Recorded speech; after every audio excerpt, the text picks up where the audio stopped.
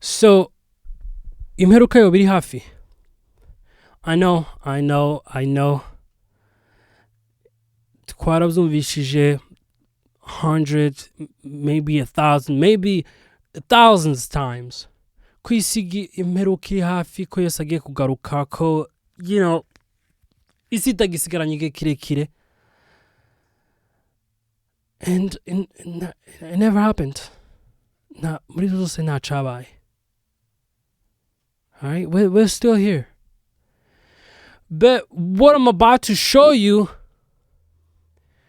icyo ngiye kukwereka, I hope you're gonna pay attention. I hope it's gonna change your mind. I hope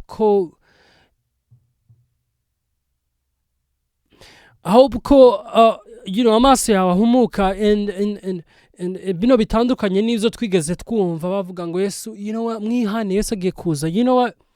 Imperuka y'isi, ibimenyetso birahari.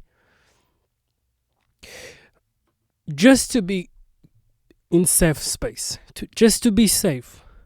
Ivyo ngiye kwereka ntabwo mbihagazeho 100%, because I didn't see it like with my own eye. But the evidence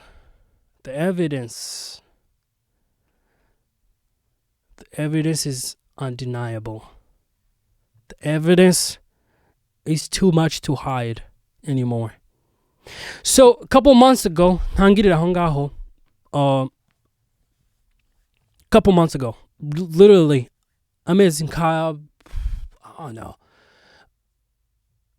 I'm really bad at timing. Like, imbajije ngo kino gihe ni ryari, byabaye ryari. I'm very bad. But it was a couple months ago.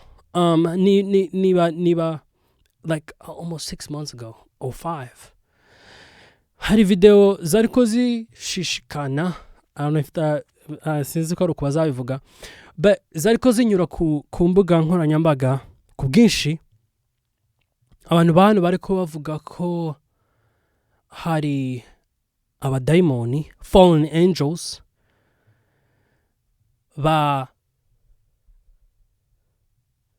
bari muri uruzi rwa Efurati. I think mu mvugo yacu niko tuzatuyita Efurati. Yes, bari barajanwe muri hagati muri urwo ruzi gufungirwayo. Usomye ibyahishuwe birimo, which I'm not going to read. Ndasoma hake ariko sinsoma hano hose kuko ntitwavana.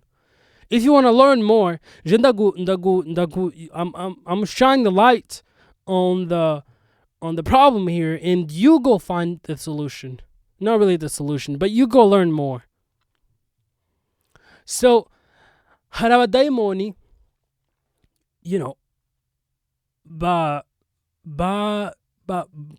fallen angel, abadaimoni, bari abamarayika bamanuka mu isi, I don't know how to put this in the words. Bagirana, bazarana abana n'abantu. Abo bantu babyawe n'abo marayika n'abantu, giant, bazara ari uribuka Dawidi na Goliath. It's a good example. Baza bameze nka Goliath. Sibza nkeka ko bo bari hybrid. They were hybrid, worse than Goliath. Ari naho umwuzure waje, I believe. I'm not sure. Nizera ko umwuzure waje ukuraho ibyo biremwa bitari byararemwe n'umuntu, Imana itari yararemye, hasigara abantu. But even after that, wa mwuzure wabaye, na after that nizera ko hari ibyasigaye. So icyo ndi kuvuga, hari ibidayimoni byari bifungiwe muri runo ruzi. Uru ruzi kirurakama, ruri muri Iraq, yes. Ruri gukama, kubera ko ruri gukama, ibyo abantu batangiye kubona, batangiye kumva amajwi, batangiye kubona the underground tunnels, imyobo iri aho hantu, kubera ko amazi karagenda avaho, noneho ground, like ubutaka bukagenda bwigaragaza. So again, I'm not 100%.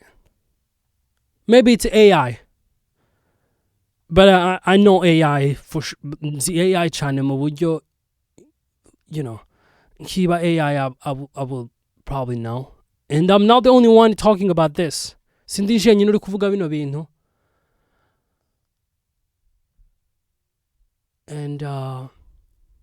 And it's scary.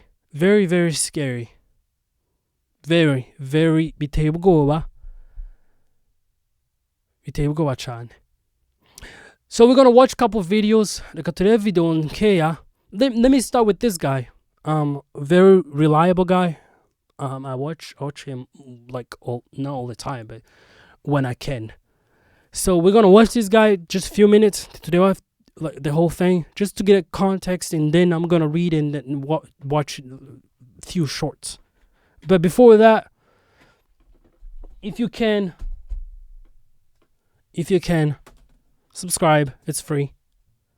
If you cannot, just remember to be here. Bandihano most of the time diku worshipinga. Jakuri YouTube channel yanje. If you're on Facebook, yitwa live. And the goal here is not to get more views. It's not gain more subscribers. It's just spread the gospels. There's a video. YouTube is ati, you know what? Uno muntu yakunze video. There's hari chance ko nuno nawe ari wikunde. Not because they want to spread the gospel, but because they want to make money. If you anyway, let's watch this. So Kino, tower, nani, anyway, let's watch the video. Inonzu, whatever you want to call it. Amazi yarari hano hose. We're gonna look, but let me actually, let's watch the video first. Okay, I want you guys to take a look at this and then wait for me to tell you. I'm gonna translate when I can. I'm gonna translate a little bit, just the they was translating mu ncamake kugira ngo twese tubane. Niba uzumva icongereza harabataza bacumva, so niumva ndi gusobanura, it's because there's people that clearly don't understand English. Not everybody can. You cannot ignore this information. So this footage is of the Euphrates River in February 2026. And so hano ni 2026 Euphrates. Gwaruzi ndi kuvuga. To worry about. Ushobora kumva ko rufite amazi menshi. And it does. But yeah, ifite amazi menshi for sure. But ugereranyije na kera. Until you notice this. This tower is called the Anna Tower. And notice there's no water around it. Now let's go back 5 years hano ni ago 5 to years ago. 2021. Hano ni imyaka 5 ishize. Imyaka 5 ishize. Dore. Kino kintu cyari kigiye kurengegwa. Imyaka 5 ishize. And look where the Anna Tower is. But do you want to hear something else crazy about the recent aerial footage I just showed you? We're not even in the dry season. Karavuga ko tutari no mu gihe cici. Ino report, ino ne bushakashatsi bwakozwe. Ino nyanja kira amazi karashira atari uko bari mu gihe cici. Summer. They're not in the summer. Amazi gusa it's unusual. Listen to me. Over 2,000 years ago, the Bible predicted that this vast river, 1,700 miles long and 1.7 miles wide, would go completely bone dry. And when so karavuga ko imyaka over 2,000 years ago, imyaka 2,000 ishize, Bible yavuze ko runo ruzi ruzakama. When this takes place, something dreadful, something terrible is going to happen. And igihe bino bintu bizaba, Bible imyaka 2000 ishize, Bible kiravuga ko yavuze ko bino bintu nibiba, runo ruzi ni rukama. Terrible, some terrible stuff is going to happen. Ibintu bibi bizaba kino gihe. The Bible says, then the sixth angel poured out his bowl on the great river Euphrates, and its water was dried up so that the way for the kings from the east might be prepared. Or another. Okay, so Revelation 16:12. Actually, I put it up. I pulled it. Nabikuye muri Bible. Nagiye muri Bible yacu kugira ngo tutareba gusa video and then tuvuge ngo what, I'm not sure that I believe that. Reka tubireba muri Bible yacu. Again, this is just normal Bible yacu ya I don't know, Bibiliya ijambo ry'Imana. I can just go to Bible yera, but let's just do this. Bible ijambo ry'Imana. 16:12. Again, if you want to learn more, feel free to read, but I don't have time to just read the whole thing. So ibyahishuwe 16 kuri 12 ariho yaravuze. Revelation 16:12 haravuze ngo umumarayika wa gatatu asuka urwambya rwe mu ruzi rugari rwa Efurati. Euphrates, ari kubyita Euphrates, but hano ni mu kivugo cacu Efurati. Amazi yarwo ahita kama kugira ngo abami baturutse iburasirazuba babone inzira.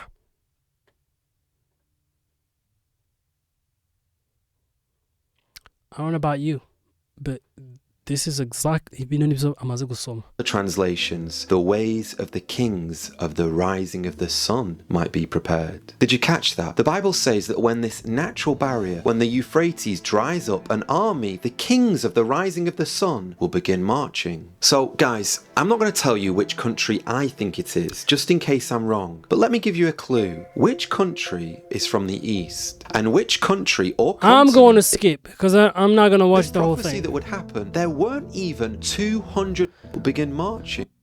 I'm not gonna watch the whole thing. If you can, just kurabona izina rya YouTube channel, go watch it. Niba uzamva icyongereza, I think now YouTube ifite ukuntu wo translating mu gifaransa I don't know, but let's watch this. From the east. Now just think about that for a moment. John the Apostle, who penned these words, when he was writing down about this prophecy, Paul knew there weren't even 200 million people on the entire face of the earth, and yet the atheists. So ari kuvuga ko urana babasoda yaramaze kuvuga ko no ruzino rumara gukama abasoda benshi, umubare w'abasoda yari kuvuga uwo mubare nta uteranyije abantu bose bari kwisi. For a moment. John the Apostle, who penned these words, when he was writing down about this prophecy that would happen, there weren't even 200 million people on the entire face of the earth. And yet the atheist tells me that thousands of years ago it was great for them, but it has no relevance for us today. Well, if you're an atheist right now, how do you explain that everything is lining up exactly like the Bible predicted? The Euphrates River is literally expected to disappear by 2040, according to the Iraqi Ministry of Water Resources. So if you are skeptical about Christianity, ask yourself this question. How did the Bible know that this would happen over 2,000 years ago? So karavuga ko ibinyamakuru byo muri Iraq, Iran maybe, no, it's not Iran, ni muri Iraq, biri kuvuga ko mu bihumbi 2040 no ruzi ruzaba rwakamye. And remember, nirumara gukama, some terrible stuff is going to happen. It's going to happen. So this is unreliable. Let me read this verse too. Maybe it's somewhere here. But let's turebe what's going on. Zino ni footage zimwe na video amwe yakagombye kutwereka claiming ko bavuga ko yafatiwe aho hantu aho muri urwo ruzi. like hamwe muri aho ngaho nyine ibi bintu biri kubera. It's terrible. It sounds terrible, and some of the sounds, they don't sound AI. I keep saying that. It's getting. I don't know why tuzatwumva ko the world, we know, turabizi ko isi iri kugenda iba mbi. Mu mateka ntaho byagaragaye ko isi yagiye iba nziza. Turi kugenda tugera ku musozo w'isi. Yes, you can argue ko technology yaje, abantu nyine basigaye babaho imyaka myinshi paraporo na kera, abantu babayeho mu buzima bwiza, dufite amamodoka nitukigenda tuzamuka imisozi tumanuka iyindi. You can argue that, but urebye mu in the spiritual way, this world is coming to an end, and we need to get ready. So this is ino ni video imwe yafatiwe aho ngaho kuri Euphrates River, Efurati, uruzi rwa Efurati. Reka tegere.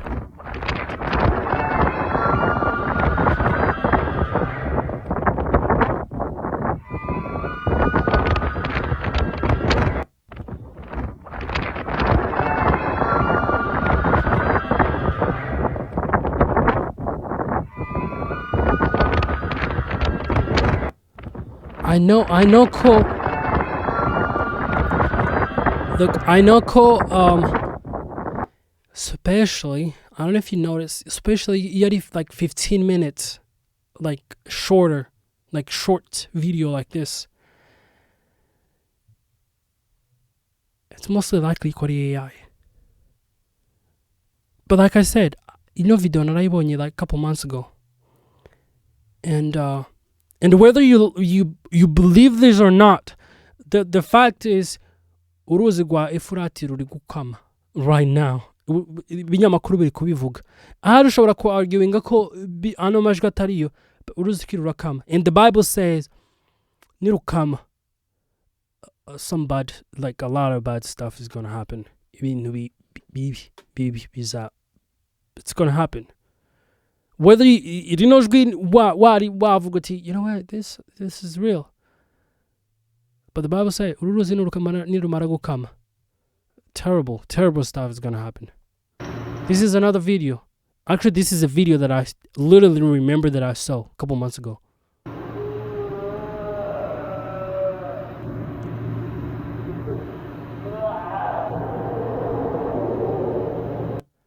This is really, I mean, how can you make this stuff up? Maybe this is where the voices are coming from. Why would you make this stuff up?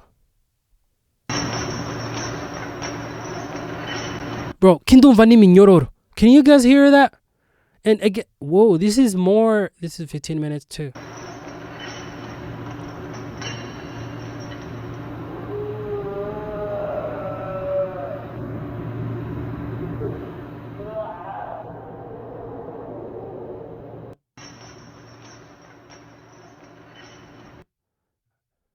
I'm telling you, some bad stuff is going on.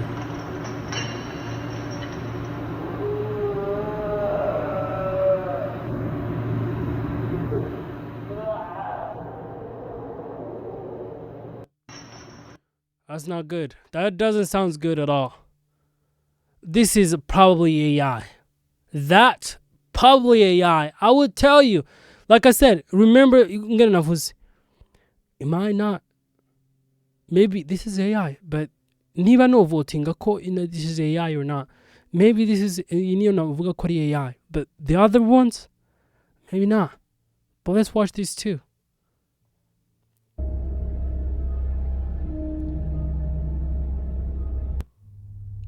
This is probably AI, but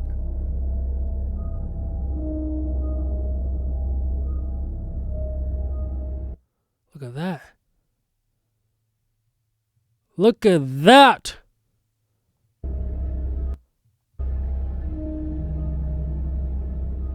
How could you stay around? Like ukabona kila kintu and then ukaguma. Look, this guy, n'amaguru ari And this is probably AI. Yicaye hano n'iki kintu kiriko bro.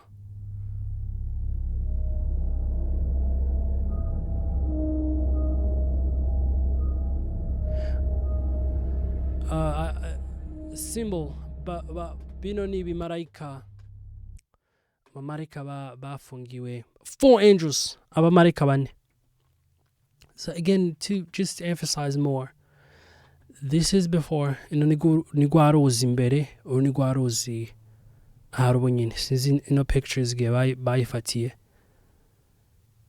but it doesn't look good either way. It doesn't look good.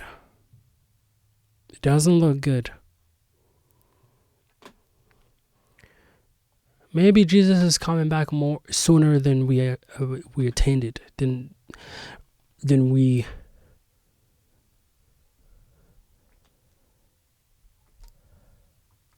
expected.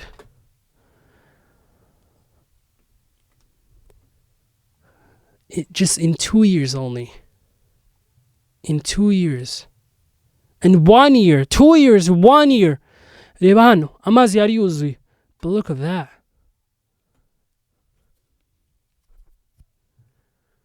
So why am I saying this? Why am I telling you this?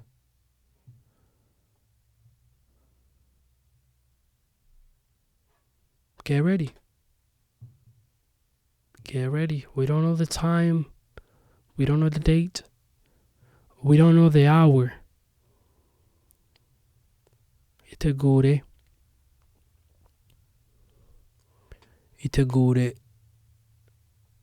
Yes, ashobora kuba ari kwitegura kuza. Actually, another few months ago, nabonye aba Jews, abayuda tuzi ko bategereje Mesiya. So bafashe inka, hari ubwoko bw'inka bari bamaze imyaka n'imyaka bashaka. Izo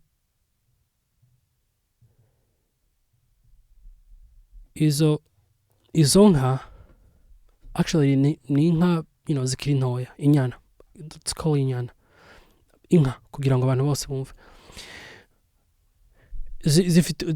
Si inka izo arizo zose. Nkubwiye ko bari bamaze imyaka n'imyaka bazishaka. Ejo bundi barazibona, I think bazikuye muri Texas. Bazitwara muri Israeli kugira ngo bazozitambe. And igitangaje nuko nibamara gutamba izo nyana mu mihango yabo bizera ko, maybe I can talk about a little bit more about this. Bizera ko nyuma y'ico gitambo baracariko barera, baracariko bazirera, they still getting ready. But nibamara kuzitamba, nibamara kuzigira nk'igitambo, bizera ko ari cyo gihe Mesiya azohera ko akagaruka. And this is not a surprise kubera ko runo ruzi nago ruri gukama.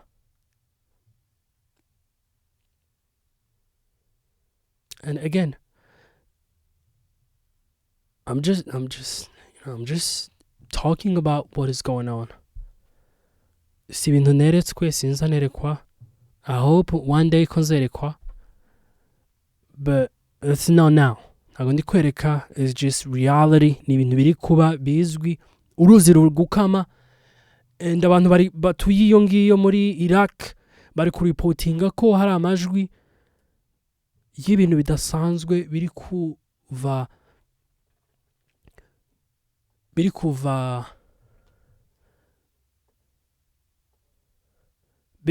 aho muri urwo ruzi kubera ko ruri gukama.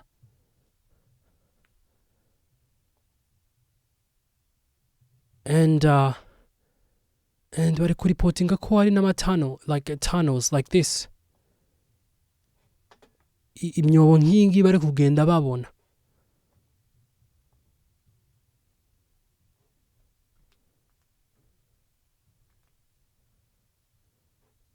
inyobo nk'iyi ngiyi iri kugenda igaragara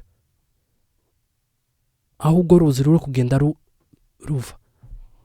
So maybe it's just, false alarm. Maybe it's the truth. Either way, let's get ready. Let's get ready. Bino bitandukanye nuko tumaze iminsi twumva ko nobody knows the time anyway. So maybe he's not coming back yet. Ubuzima bwacu bwose Yesu agiye kuza ugategereza ukabura.